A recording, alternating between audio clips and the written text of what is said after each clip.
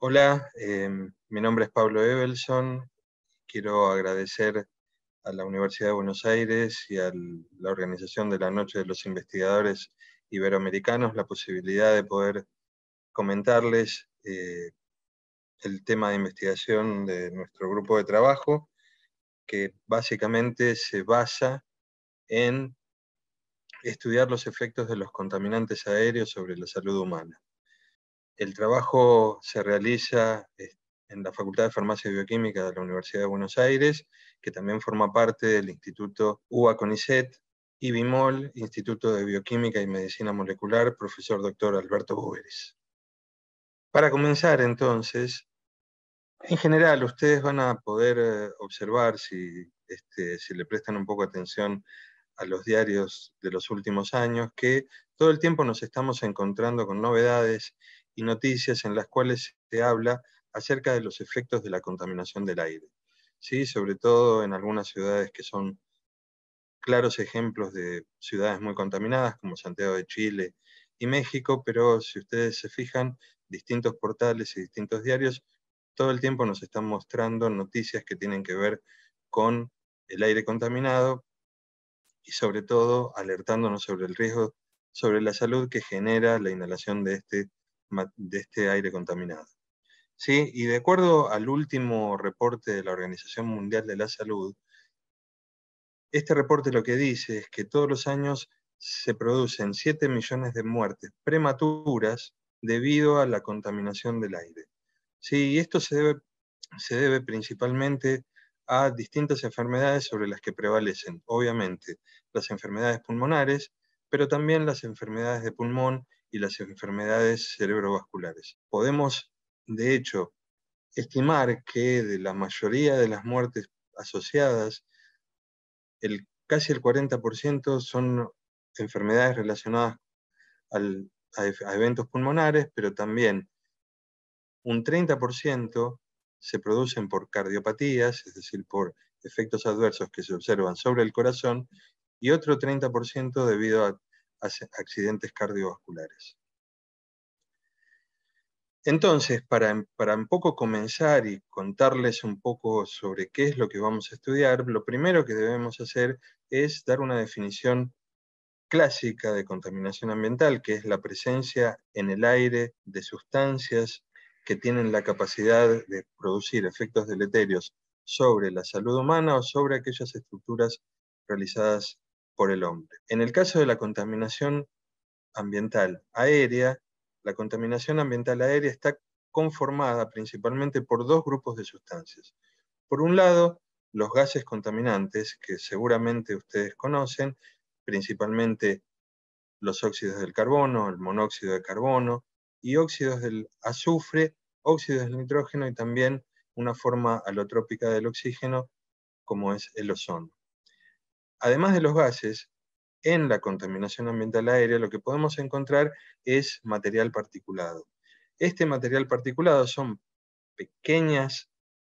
partículas en suspensión provenientes de distintas fuentes, principalmente de la combustión de combustibles fósiles. Hasta ahora, nosotros ahora tenemos bien claro que los efectos de la contaminación traen consecuencias sobre la salud humana, pero hasta hace muy poco tiempo, ¿sí? Hasta mediados del siglo pasado, no estaba tan claro que los efectos de la contaminación pudieran traer efectos sobre la salud específicos. Hubo un hecho fortuito que se lo conoce como la Gran Niebla de Londres, que ocurrió en Londres en el año 1952, donde por las características de la ciudad y por un proceso de inversión atmosférica, es decir, básicamente el aire queda suspendido sobre la ciudad durante un tiempo determinado, Londres se vio cubierta por una nube de humo, y lo que se observó en ese momento es que la presencia de esa nube de humo aumentaba las admisiones a los hospitales y aumentaban las muertes por problemas pulmonares. Entonces, este fue el primer hecho en el cual hubo una llamada de alerta que nos decía que el inhalar aire contaminado podía producir efectos sobre la salud. Este es un gráfico que muestra los efectos de ese momento, ¿sí? Que están también registrados en la serie, que todos pueden ver en la serie La Corona, de Crown.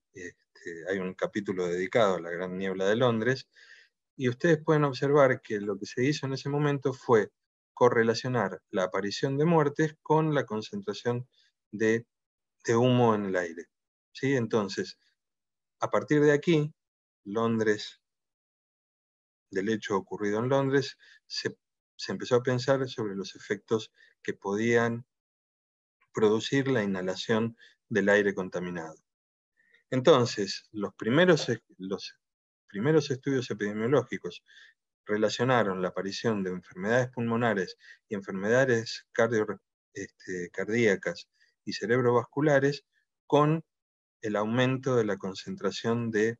contaminantes en el aire. Y todos los aspectos epidemiológicos y todos los estudios epidemiológicos, los que muestran y lo que mostraron, señalaron al material particulado como el principal responsable de las enfermedades cardíacas, pulmonares y cerebrovasculares observadas y relacionadas con la inhalación del aire.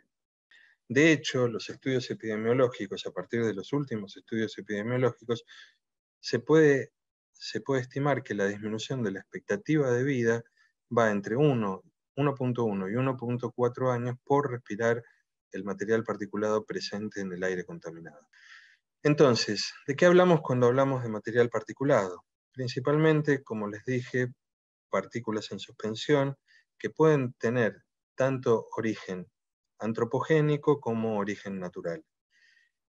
Las partículas más peligrosas obviamente son las de origen antropogénico, principalmente derivadas de la combustión de combustibles fósiles y utilizados para el parque automotor o para diversos procesos fabriles. Este material particulado se divide de acuerdo principalmente a su tamaño, ¿sí? El material particulado lo vamos a poder clasificar de acuerdo a su tamaño, tomando un parámetro que se denomina el diámetro aerodinámico y que divide al material particulado en partículas gruesas entre 10 y 2.5 micrones, es decir, la millonésima parte de un metro, 2.5 micrones como partículas finas, y partículas ultrafinas, aquellas partículas que tienen un diámetro aerodinámico menor a 0,1 micrones. Esta clasificación es particularmente útil porque además de poder separar a las partículas por tamaño, nos muestra la capacidad que tienen las mismas de penetrar en el árbol respiratorio. Y por lo tanto, las partículas gruesas se van a alojar en las vías aéreas superiores, las partículas finas van a poder penetrar en el árbol respiratorio, y las partículas ultrafinas no solo que van a poder penetrar en el árbol respiratorio, sino que también tienen la capacidad incluso de traslocarse y pasar a la circulación sistémica. Luego de que los estudios epidemiológicos estimaran y señalaran al material particulado como el principal responsable de los efectos sobre la salud, empezaron a estudiarse los posibles mecanismos por los cuales este material particulado podía producir o desencadenar eventos fisiopatológicos. Uno de los primeros trabajos mostraron, trabajando con ratones a los que se los instilaba, se los hacía respirar material particulado de un tipo particular denominado ROFA, que es un material particulado patrón que su característica principal es la que se caracteriza principalmente por tener una alta cantidad de metales de transición en su composición, absorbidos en su superficie. Como yo les decía, se instiló a ratones y se observa aquí, en este corte histológico del pulmón de los ratones, la típica reacción inflamatoria producida por la presencia de material particulado en el tejido pulmonar.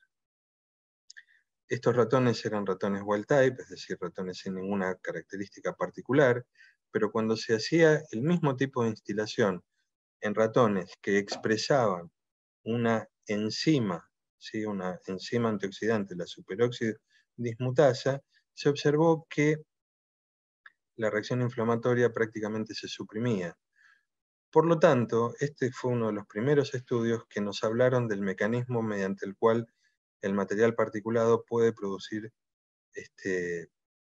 efectos sobre la salud. Y es básicamente una inflamación donde el estrés oxidativo puede cumplir un rol como mecanismo fisiopatológico. Entonces, simplemente para recordarles que el estrés oxidativo es una situación en la cual las concentraciones intracelulares de las especies activas del oxígeno se encuentran incrementadas por sobre valores fisiológicos, siendo las especies activas del oxígeno las especies derivadas de la reducción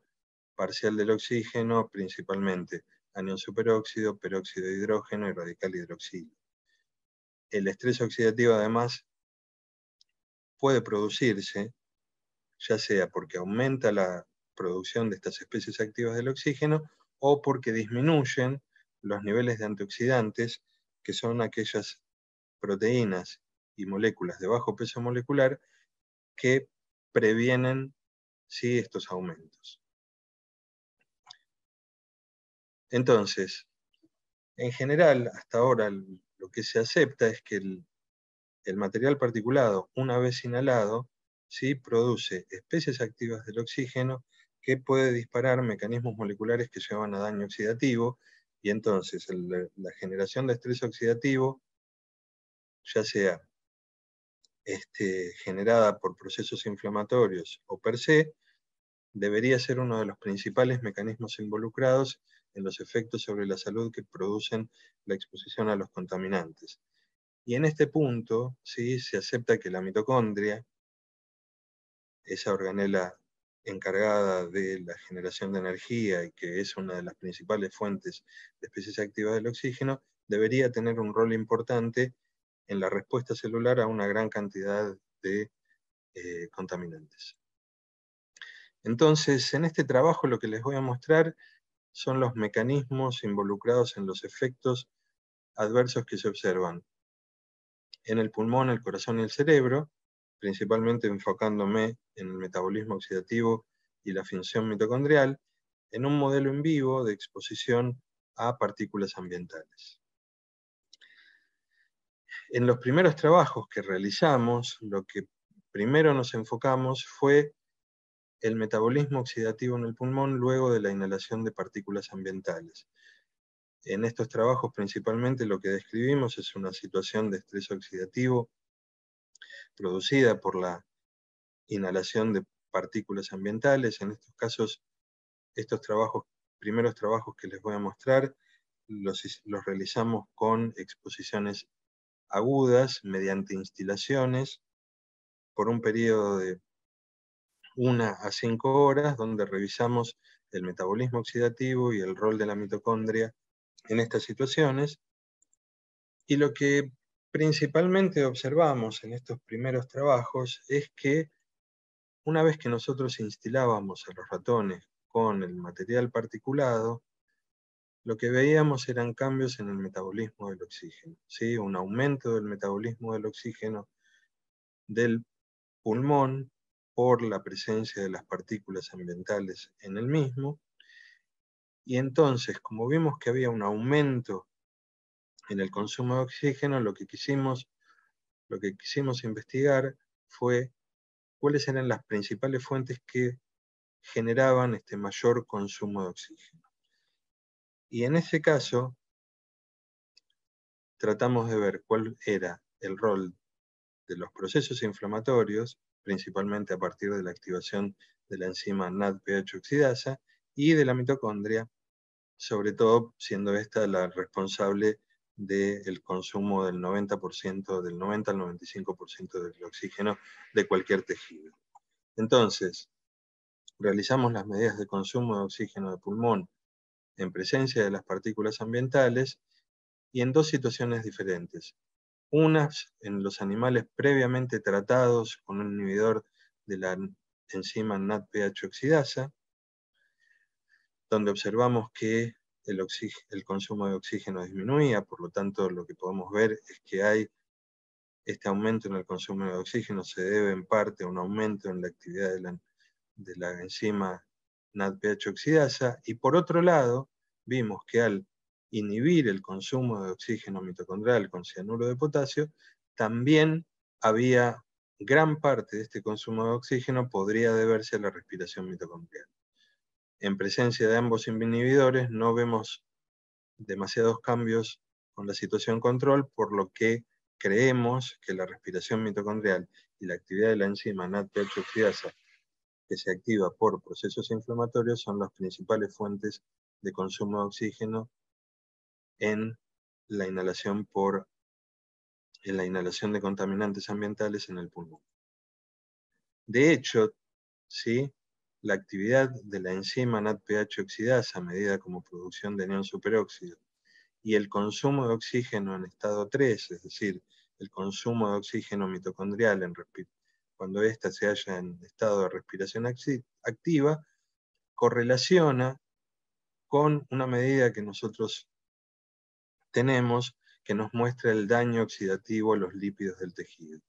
Por lo tanto, tanto la activación de la enzima NADPH oxidasa como el aumento del consumo de oxígeno mitocondrial correlaciona directamente con el daño oxidativo que se observa en el pulmón. Ustedes saben que el material particulado proviene principalmente de la combustión de los combustibles fósiles. En general, cuando uno analiza la composición del material particulado, uno observa que en todo material particulado, en la mayoría del material particulado proveniente de la combustión de combustibles fósiles, se pueden encontrar trazas de metales de transición, trazas de metales que se generan en el proceso de combustión. Entonces, quisimos ver, ¿sí?, cuál era el rol de los metales presentes en el material particulado para también tratar de entender qué era lo que podía disparar la respuesta fisiopatológica que se observa por la inhalación de material particulado en el pulmón. Entonces lo que hicimos fue construir unas partículas que simulaban las partículas de contaminación ambiental con un cobre de sílice y las absorbimos con distintos metales de transición que pueden encontrarse en el ambiente. Entonces, realizamos estas partículas absorbidas con cadmio, con cromo, con níquel y con hierro. Y vimos que, repetimos el experimento anterior y vimos que tanto aquellas que poseían hierro como las que poseían níquel eran capaces de aumentar el consumo de oxígeno del tejido. Por lo tanto, tanto el níquel como el hierro podrían ser responsables, ¿sí?, al menos en parte, de los efectos que se observan cuando nosotros inhalamos las partículas. Entonces, lo que nosotros creemos, ¿sí?, que lo que ocurre en el pulmón es que una vez que nosotros inhalamos partículas de contaminación ambiental con metales absorbidos en su superficie, esto produce un aumento en el consumo de oxígeno, principalmente a costa de la activación de la enzima NADPH oxidasa y cambios en el metabolismo mitocondrial que producen especies activas del oxígeno y que llevan a daño oxidativo. También dentro de este mecanismo podemos pensar que los metales de transición que se encuentran en la superficie de la partícula tienen la capacidad per se de generar también especies activas del oxígeno que potenciarían el daño oxidativo y que generarían un círculo vicioso que lleva a mayor daño y mayores alteraciones. De hecho, ¿sí?, la inhalación de estas partículas pequeñas y su interacción con sistemas biológicos, pensamos que generan inflamación, a través de la NADPH oxidasa y de la mitocondria generan más especies activas del oxígeno, además de la capacidad per se que tienen las partículas, que llevan a estrés oxidativo. Y aquí se genera un feedback positivo entre la inflamación y el estrés oxidativo, de lo cual voy a hablar un poco más adelante. De hecho, los mecanismos moleculares que relacionan la generación de especies activas del oxígeno por parte de la enzima NADPH oxidasa y por parte de la mitocondria, ¿sí?, generan un mecanismo de retroalimentación. Las especies activas generadas por la NADPH oxidasa pueden afectar la mitocondria, haciendo que ésta altere su función y genere especies activas del oxígeno, y las especies activas del oxígeno que generan la mitocondria tienen la capacidad de aumentar más la activación de estas enzimas inflamatorias, haciendo que, si la situación es crónica, se genere un daño crónico mediado por especies activas del oxígeno en el pulmón. El siguiente paso es observar un poco cuál es el efecto de las partículas ambientales en el corazón. Y entonces, con el mismo protocolo experimental que les mencioné antes, instilar a tiempos cortos, entre 1 y 5 horas, partículas ambientales en ratones, lo que nosotros vimos es que cuando analizamos el mismo parámetro que habíamos analizado en el pulmón, es decir, el metabolismo del oxígeno del tejido, en vez de ver un aumento en el consumo de oxígeno del tejido, lo que observamos fue una disminución. Vimos que el consumo de oxígeno del tejido cardíaco estaba deprimido, ¿sí? Entonces, al observar este fenómeno, quisimos ver, y nos parecía relevante, estudiar cuál era el rol de la mitocondria en esta disminución del consumo de oxígeno. Y lo que observamos era que esa disminución del consumo de oxígeno mitocondrial podría estar explicando la disminución en el consumo de oxígeno en el tejido. Para ver si esto finalmente impactaba en la función del corazón, medimos la función cardíaca. Y medimos la función cardíaca en términos de presión desarrollada por el ventrículo izquierdo. Como ustedes pueden observar en estos gráficos, la presión desarrollada por el ventrículo izquierdo, ¿sí?, en los animales controles, comparados con aquellos instilados con las partículas ambientales en condiciones basales, no mostraban demasiados cambios en su función cardíaca. Lo que sí pasaba era que cuando nosotros sometíamos el corazón a un estímulo beta-adrenérgico con isoproterenol,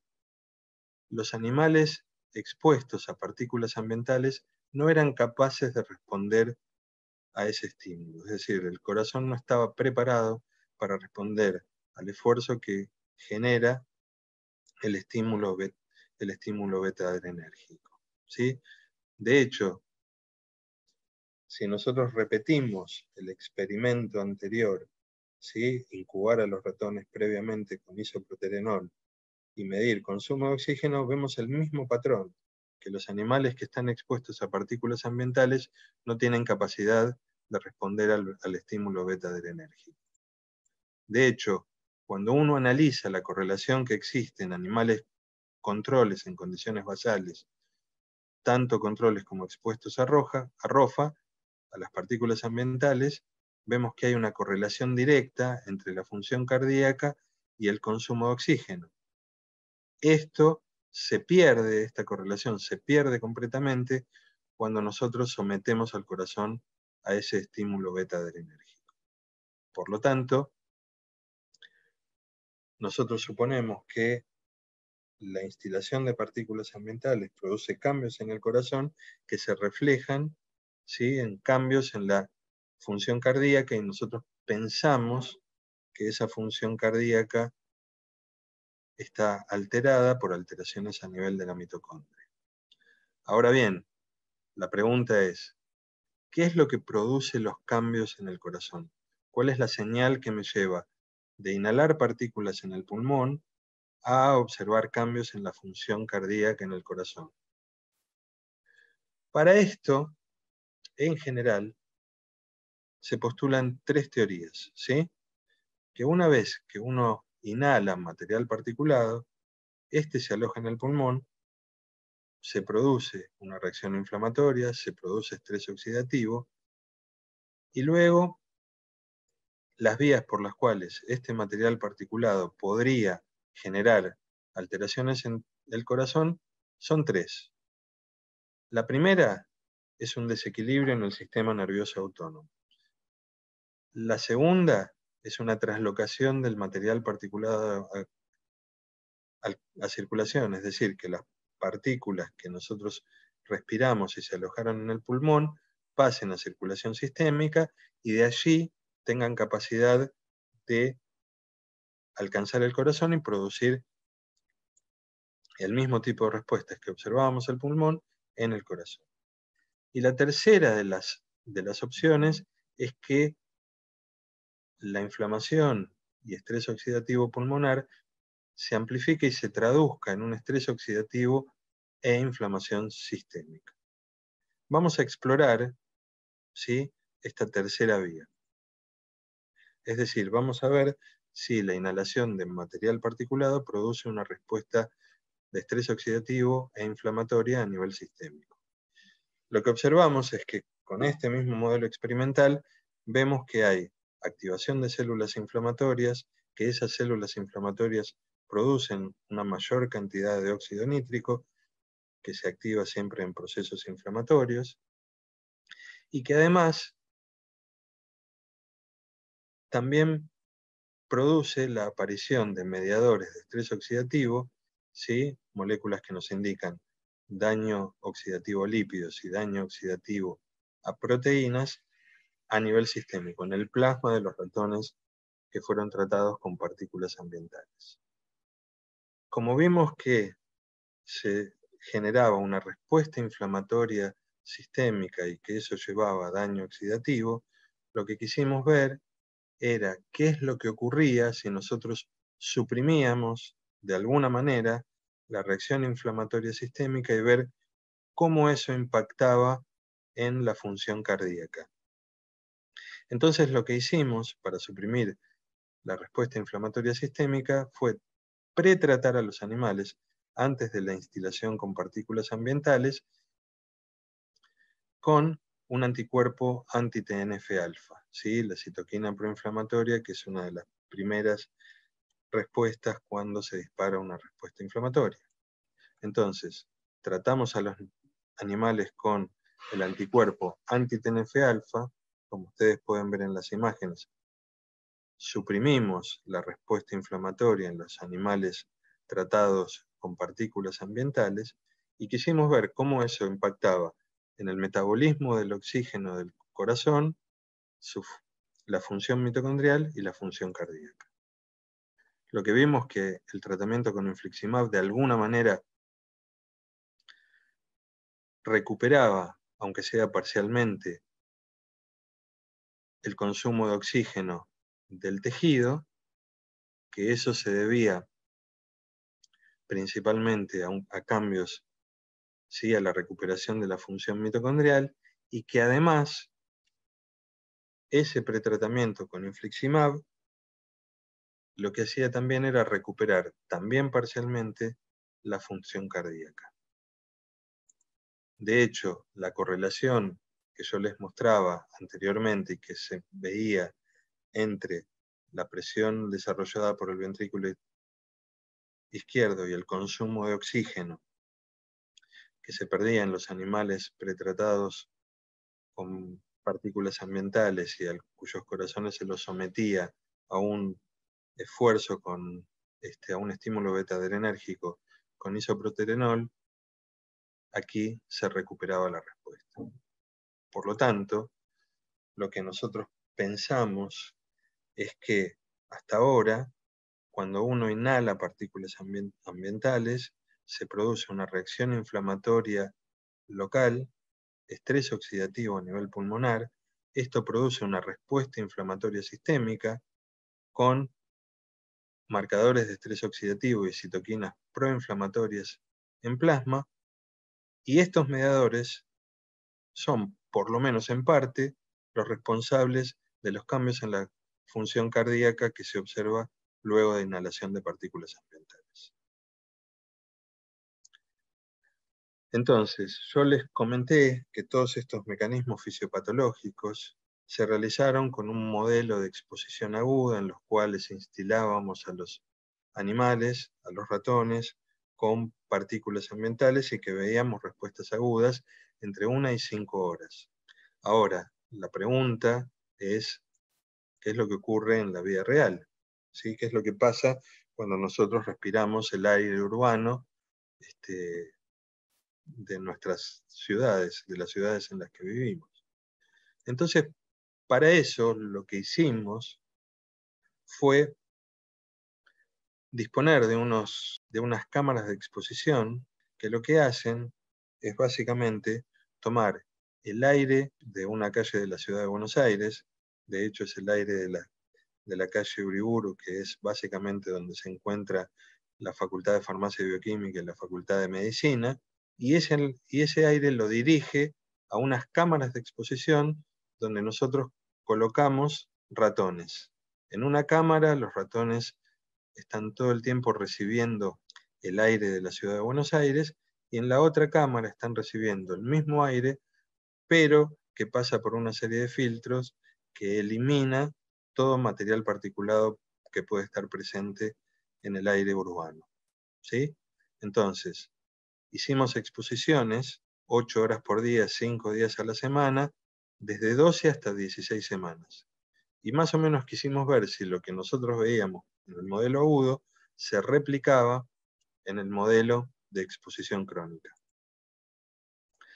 Entonces, en un primer momento, lo que nosotros vimos era que hay claras indicaciones de inflamación a nivel pulmonar. La inflamación pulmonar aumenta luego de las primeras semanas de exposición y luego aumenta sostenidamente hasta llegar prácticamente a un plató a partir de las 12 semanas, los 3 meses de exposición. Eso medido como infiltración de células inflamatorias en el líquido, en el lavado broncoalveolar, y niveles de proteínas en el lavado broncoalveolar. También cuando nosotros evaluamos la infiltración en cortes de pulmón, también se observa una clara reacción inflamatoria luego de 12 semanas en los animales expuestos al aire urbano, y también medido como edema pulmonar a partir del índice tejido seco, húmedo, donde se observa claramente a las 12 semanas que hay un leve edema pulmonar. Luego de ver si se observaba una reacción inflamatoria a nivel pulmonar, quisimos ver la existencia de estrés oxidativo. Y mientras que habíamos visto que la reacción inflamatoria se volvía significativa a las 12 semanas, lo que observamos fue que cuando estudiamos los distintos parámetros de estrés oxidativo, los principales cambios los podíamos observar a las 8 semanas. Es decir, que los indicadores del estrés oxidativo, aquí niveles de glutatión oxidado, que disminuye la relación oxidado-reducido, que es un indicador de estado redox del tejido, los indicadores de daño a lípidos, la actividad de las enzimas antioxidantes, todo ello ocurre a las 8 semanas. Por lo tanto, lo que nosotros pensamos, por lo menos en este modelo, es que, si aquí representamos el contenido de glutatión oxidado y el infiltrado de células en el lavado broncoalveolar, el estrés oxidativo parecería preceder a la respuesta inflamatoria, cosa que es una información relevante para poder entender los mecanismos que ocurren, los mecanismos fisiopatológicos que se disparan en este modelo. Luego de observar lo que ocurría en el pulmón y estar seguros que había una situación de inflamación y estrés oxidativo en el pulmón, y como vimos que la respuesta inflamatoria se incrementaba luego de 12 semanas, quisimos ver si había una reacción inflamatoria sistémica luego de las 12 semanas. Los indicadores en términos de presencia de citoquinas proinflamatorias en el plasma, TNF-alfa e interleuquina 6, nos dicen que a las 12 semanas también existe una respuesta inflamatoria sistémica. Entonces, lo que nos interesó en este caso es ver qué ocurría nuevamente en el corazón. Y lo que hicimos para ver cómo se encontraba el corazón de estos animales es, luego de las 12 semanas, les produjimos a los animales control y a los animales que respiraban aire urbano un pequeño infarto por ligadura de la arteria descendente izquierda, arteria coronaria descendente izquierda, y lo que observamos fue un aumento en el área infartada para los ratones que respiraban el aire urbano. Es decir, que al respirar el aire urbano produjo un aumento en el área de infarto de los ratones. Entonces, a partir de este hallazgo, que nos pareció muy relevante, quisimos ver cuáles podrían ser los mecanismos por los cuales se observa este fenómeno. Y entonces, un poco nos enfocamos en ver la función mitocondrial, ¿sí? Y lo que vimos, ¿sí?, a partir de microscopías electrónicas, es que la ultraestructura del tejido y sobre todo la estructura de las mitocondrias de los animales expuestos a aire urbano, se observa que tienen cambios significativos en la ultraestructura. Por lo tanto, el paso siguiente fue ver si estas mitocondrias que tenían cambios en su ultraestructura también tenían la capacidad de funcionar de manera correcta. Y lo que vimos fue que había cambios en el control respiratorio, por lo tanto cambios en la función mitocondrial, y esos cambios en la función mitocondrial también se reflejaban a partir de medidas del potencial de membrana mitocondrial, ¿sí?, una disminución del potencial de membrana mitocondrial, una disminución en la producción de ATP por parte de las mitocondrias, conjuntamente con una mayor producción de especies activas del oxígeno por parte de las mismas. ¿Sí? Entonces, hasta este momento lo que observamos fue que en estos animales las mitocondrias no solo están afectadas desde el punto de vista ultraestructural, sino también desde el punto de vista de su función. No solo eso, sino que también se observan cambios en la dinámica mitocondrial, es decir, las respuestas adaptativas que se disparan una vez que hay cambios en la función mitocondrial. Y lo que vimos es que tanto los procesos de biogénesis mitocondrial como los procesos de fusión y fisión mitocondrial, que son las respuestas para situaciones fisiopatológicas, estaban afectadas, ¿sí?, a partir de una disminución en la expresión del PGC1-alfa y sin cambios en las otras proteínas que disparan los procesos de fusión y fisión. Por lo tanto, lo que nosotros pensamos es que hasta este punto, ¿sí?, lo que se observa es en el pulmón, ¿sí?, primero, cambios en el metabolismo redox que producen una situación de estrés oxidativo, seguidos por una reacción inflamatoria. Esa reacción inflamatoria se hace sistémica, esa reacción inflamatoria sistémica podría estar afectando el tejido cardíaco, producir cambios en la función mitocondrial, ¿sí?, medidos a partir de la disminución de la producción de ATP, un potencial de membrana menor y una dinámica mitocondrial alterada. Todo eso llevaría a un mayor daño por isquemia reperfusión, como se observó en esa mayor área infartada por parte de los animales. Para terminar, les voy a mostrar algo que estamos realizando ahora, que son estudios sobre el metabolismo oxidativo en cerebro, ¿sí?, como para ver si también el metabolismo del oxígeno y el metabolismo oxidativo en cerebro también se vería afectado. Este es el mismo modelo de ratones expuestos a aire urbano, pero lo que observamos en el caso del cerebro es que los cambios se ven a tiempos cortos, ¿sí? A 4 semanas lo que podemos observar es que hay aumentos en todos los marcadores de estrés oxidativo a nivel de la corteza cerebral, y que en la corteza cerebral, de nuevo, las principales fuentes de generación de especies activas del oxígeno es la activación de la NADPH oxidasa y el aumento en la producción de especies activas del oxígeno por parte de la mitocondria. Por lo tanto, A nivel de la corteza cerebral, nosotros pensamos que por los mismos mecanismos por los que se observan los cambios a nivel del tejido cardíaco, también se afecta la corteza cerebral. Y no solo eso, sino que también, en términos de 4 semanas, vemos que hay cambios a nivel del bulbo olfatorio. El bulbo olfatorio es una estructura que está directamente expuesta al aire, que podría estar directamente expuesta a las partículas del aire por su ubicación. Y lo que vimos es que en el bulbo olfatorio, ¿sí?, se observan cambios en el estado redox a las 4 semanas y activación de los astrocitos, lo que nos está indicando una reacción inflamatoria también a nivel del bulbo olfatorio. Cuando nosotros quisimos hacer alguna prueba funcional que nos pudiera brindar información acerca de si estos cambios en el estado redox y esta activación de una respuesta inflamatoria a nivel del bulbo olfatorio traían alguna causa sobre la función olfatoria, realizamos un test olfatorio en el cual expusimos a los animales a distintos olores, y entonces lo que pudimos observar es que en este test de función olfatoria,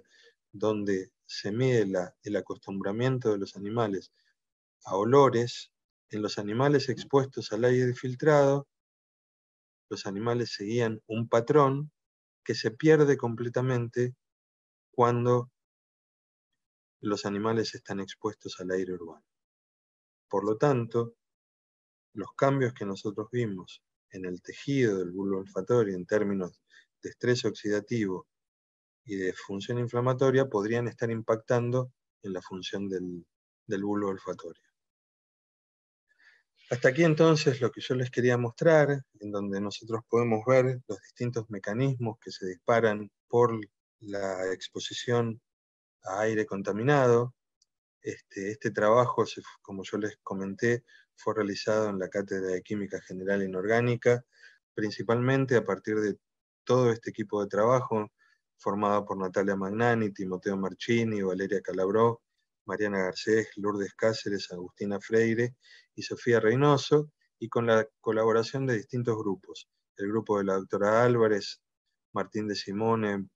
Daniel González Maglio, Valeria Trípodi y Marcela Subillaga de la